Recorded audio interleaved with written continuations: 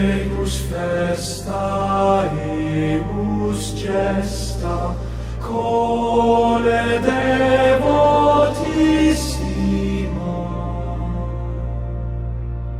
contemplare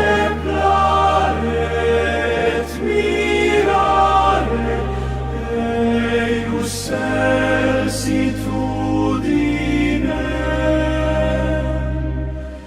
dic felicem genitricem,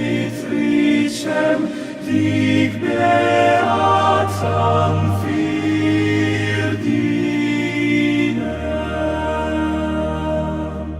ipsam coleut demone, criminum deliberet, hanc appella ne procella, vitiorum superet. Ec persona nobis dona, contulit coelestia, ec regina nos divina, illustravit gratia.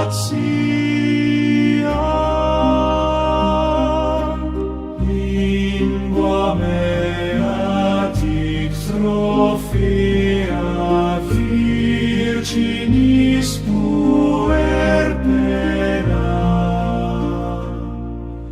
quae inflictum maledictum miro transfert germine, sine fine dic regine mundi laudum cantica, eius bona semper sona, semper illam predica.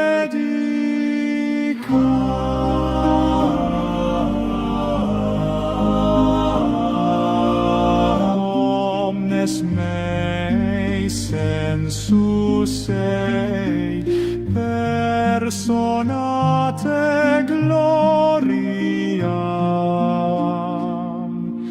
frequentate tam beate virginis memoriam, nullus certe tam diserte extate eloquentiae, qui condignos promat hymnos eius excellentiae.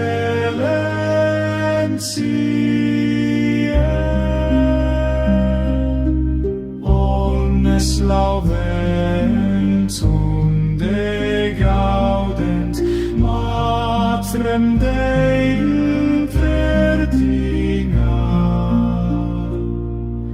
nullus fingat quod attingat eius celsitudine, sed necesse quod prodesse his constat mentibus, ut intendam quo